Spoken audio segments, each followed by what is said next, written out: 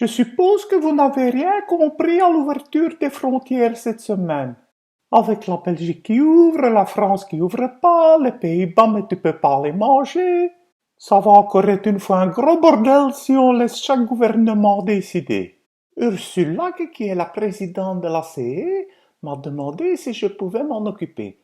Bien sûr, j'ai décidé d'ouvrir 2 pays par semaine en suivant l'ordre alphabétique mais inversé parce que je voulais pas commencer avec l'Allemagne. Voici donc pour ceux qui l'auraient pas reconnu la carte de l'Europe. J'ai mis en jaune fluo la Belgique à cause des lieux évidemment qui savaient pas la situer sur la carte. Même Koons était imbécile, il a cru que c'était les États-Unis d'abord. Donc le 15 juin, premier pays, la Suède et en même temps la Slovénie. Mais comme vous voyez, ils peuvent ouvrir leurs frontières, mais tu peux pas encore passer, hein. Par contre, tu peux déjà te préparer, hein. Tu peux déjà faire ta valise, mettre tes maillots dedans, vérifier que ta caravane est prête, tu peux déjà l'attacher, tu peux tourner dans toute la Suède, toute la Slovénie, tu peux déjà faire la file à la frontière, parce que ça t'as l'habitude depuis quelques mois de faire la file, hein. Le 22 juin, on suit directement avec la Slovaquie et la Roumanie. Et le 29 juin, youpi pour les Tchèques. On ouvre pour eux et ils peuvent aller en Slovaquie s'ils veulent. Même jour le Portugal, mais eux ils vont être bloqués un petit peu. Pour suivre, le 6 juillet, les Polonais ils peuvent aller en Tchéquie ou en Slovaquie. Et le même jour, les Hollandais peuvent commencer à préparer leur caravane. Le 13 juillet, on va en faire 3. Le Luxembourg qui reste en rouge, Malte qui est directement en vert, elle peut aller partout, évidemment, puisque c'est une île, les seuls voisins, ce sont des hippocampes, des dauphins et des poissons rouges, hein.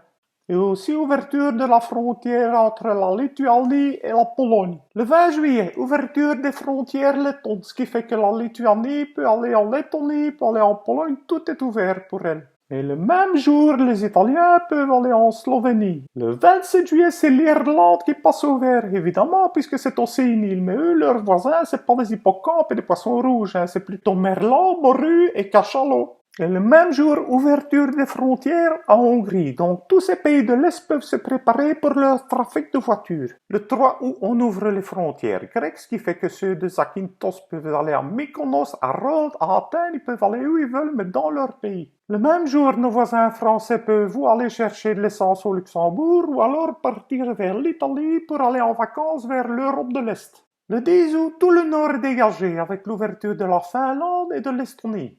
Le 17 août, ça commence à être bien parce que l'Espagne ouvre ses frontières, donc le Portugal peut circuler, la France peut descendre, l'Italie peut bouger aussi un petit peu, le sud commence à bien se dégager. Même jour, vous avez le Danemark qui passe à l'orange. Le 24 août, la Croatie passe directement au vert parce que tous ses voisins ont déjà ouvert leurs frontières. Et Chypre passe aussi directement au vert parce que comme Malte, c'est une île. Avec l'ouverture de la Bulgarie, nos amis grecs peuvent quitter leur petit bateau et commencer à remonter vers le nord. Mais pas avant le 31 août, évidemment, tout comme la Belgique qui du coup peut circuler entre les Pays-Bas, la France, l'Italie et l'Europe de l'Est. Toujours sans passer par l'Allemagne, évidemment. Mais nos amis français qui vont faire leurs courses aux Pays-Bas peuvent passer dans notre pays de nouveau avec leur GoFast. 7 septembre, du coup, ouverture des portes en Autriche et en Allemagne.